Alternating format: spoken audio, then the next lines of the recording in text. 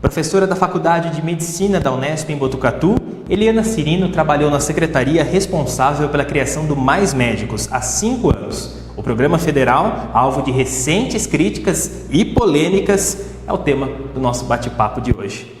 Professora, queria que a senhora começasse a entrevista falando dessa participação sua na criação do Mais Médicos. Primeiro eu queria te colocar que eu fui trabalhar no Ministério da Saúde, na Secretaria de Gestão do Trabalho e da Educação na Saúde, que é uma secretaria que foi criada para trabalhar justamente com recursos humanos, pensar os recursos humanos, qualificar os recursos humanos para o nosso Sistema Único de Saúde. E nessa secretaria, exatamente no mesmo ano que eu fui trabalhar, foi onde teve a criação do Mais Médicos. Eu fui trabalhar especificamente num departamento responsável pela educação no trabalho, gestão e educação no trabalho na saúde, e especificamente como coordenadora de uma área que é chamada de ações e estratégias para educação na saúde. Na verdade, é uma área que a gente trabalha com educação na saúde. E especificamente eu fui trabalhar com a implantação de programas, fomentos voltados à mudança da formação das graduações na saúde. O programa, o edital do programa Mais Médicos previa, logo no início, a criação de mais cursos de medicina e a ampliação das chamadas residências médicas, que são as especializações. Isso ajudou, isso foi feito em primeiro lugar, né? Isso foi efetivado e isso ajudou o Mais Médicos a chegar até onde ele chegou hoje? Sim, então só te colocando, né? Quer dizer, o Brasil é o país que tem o maior sistema público de saúde no mundo, né? E acho que é importante dizer, o Mais Médicos foi criado em 2013 e acaba que ninguém sabe disso, né? Só se fala dos cubanos, mas ele tinha 3 eixos, tá? O primeiro eixo, então, é chamado eixo de provimento emergencial, que é esse voltado a ter médicos em locais que a gente fala de vulnerabilidade social, ou lugares longínquos, ou lugares remotos, onde realmente o Brasil tem muita dificuldade de ter um médico trabalhando lá. O segundo eixo do Mais Médicos, ele é voltado a infraestrutura, então qualificação da atenção básica das unidades básicas de saúde por todo o nosso país. Esse eixo também foi desenvolvido. E o terceiro eixo do programa Mais Médicos, ele é voltado para a formação médica, cujo objetivo era qualificar, mudar a educação médica e abertura de novas escolas médicas, públicas e privadas. Por que esse movimento? Porque se tinha a evidência de que faltam médicos no nosso país, principalmente em algumas regiões do mesmo. E faltam escolas médicas também em áreas remotas, em áreas distantes do nosso país. Esse terceiro eixo acabou funcionando? Acabou funcionando, né? A gente está acabando de desenvolver um estudo super bacana, onde a gente vai mostrar a riqueza da implantação de 29 cursos médicos federais, ligados a universidades federais do nosso país, no qual então se buscou a abertura de escolas médicas. Esse processo já vinha acontecendo no governo do Haddad, né? Então houve na verdade um fomento à ampliação de escolas federais, de universidades federais, né? E também um fomento à abertura de escolas médicas federais em locais onde havia necessidade do maior número de profissionais médicos. Então se fez todo um estudo. E em 2013 também se trabalha no sentido da abertura de novas escolas médicas federais, principalmente na região norte, nordeste, mas também em região sudeste e sul, em locais onde você tinha estudos mostrando que não haviam escolas médicas, né, públicas, e onde havia necessidade de um número maior de profissionais. Uma das grandes polêmicas do programa Mais Médicos é a presença dos médicos cubanos. Na época, eles chegaram aqui para suprir uma falta dos médicos brasileiros em locais mais afastados dos grandes centros. A pergunta é a seguinte: a presença desses médicos cubanos para suprir essa falta de demanda dos médicos brasileiros realmente era necessária? Faltam médicos no Brasil? Faltam médicos no Brasil, na minha concepção. E faltam muitos médicos em algumas regiões do Brasil, tá? Não só em lugares remotos, como região norte, nordeste, mas também a gente tem uma grande dificuldade de colocação de médicos em lugares de vulnerabilidade social nas grandes cidades, nas grandes metrópoles. E na verdade, o Brasil já tinha uma relação importante com Cuba há mais de 25 anos, tá?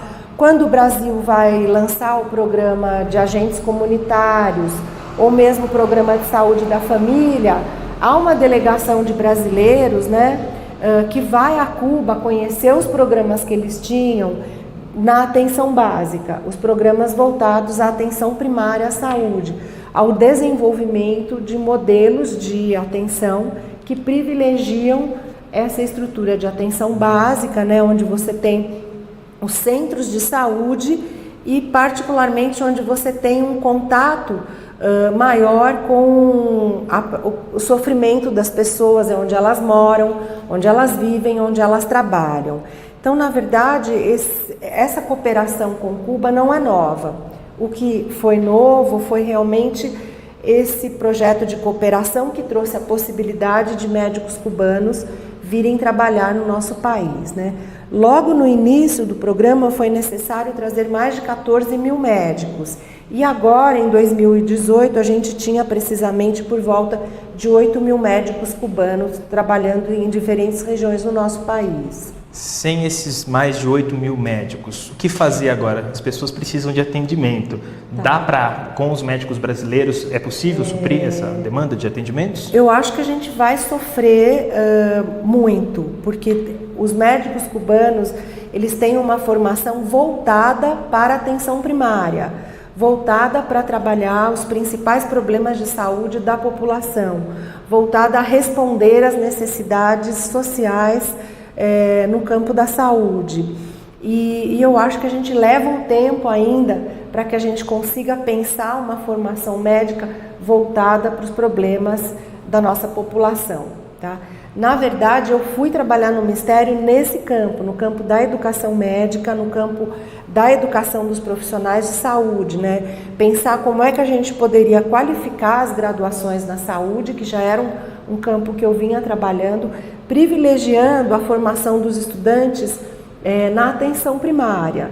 Pensar uma formação onde os estudantes, não só da medicina, mas de todas as profissões da saúde, tenham um contato íntimo, né, com o nosso Sistema Único de Saúde, que desde o começo da formação eles trabalhem no Sistema Único de Saúde, né?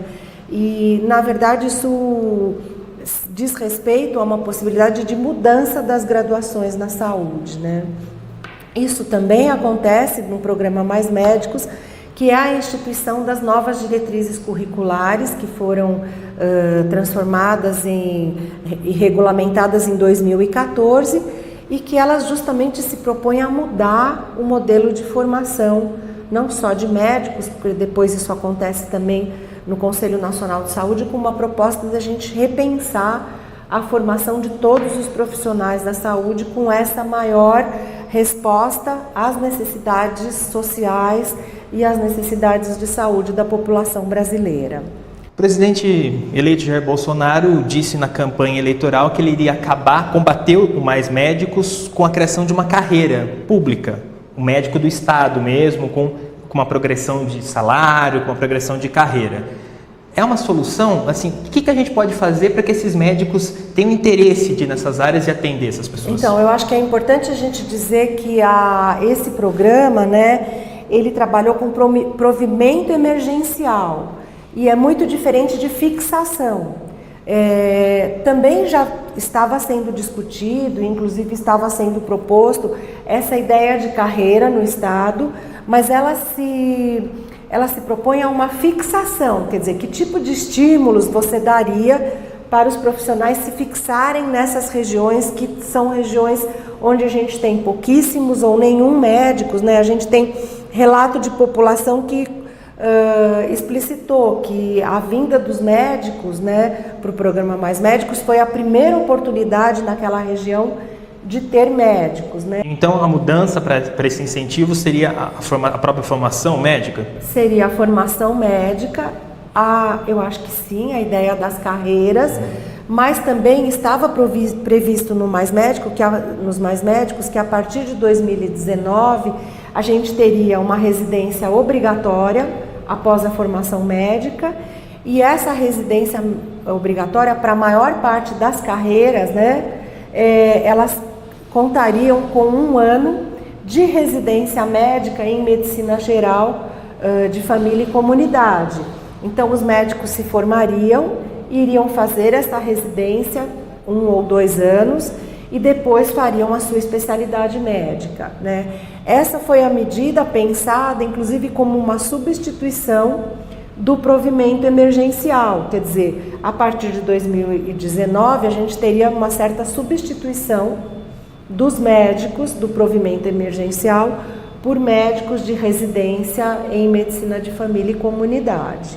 Esperar para ver se isso vai funcionar, então, né? Acho que assim, para 2019 isso já não vai acontecer, e para 2019 o que eu espero é que os médicos brasileiros se realoquem nesses locais no quais os médicos cubanos estão se retirando, né? A população eu penso assim que a população é quem pode sofrer e que assim nós temos que agradecer muito aos médicos cubanos. Eles fizeram um trabalho assim extraordinário, cuidaram dessa população que muitas vezes não tinha nenhum tipo de assistência à saúde, e eles são muito qualificados para esse trabalho, eles são formados para o trabalho na atenção primária. Tá certo. Professora, muito obrigado pela sua participação aqui no Nesp Notícias, por nos ajudar a entender um pouquinho mais sobre esse programa, o Mais Médicos. Eu é que agradeço essa oportunidade. Obrigada. Muito obrigado.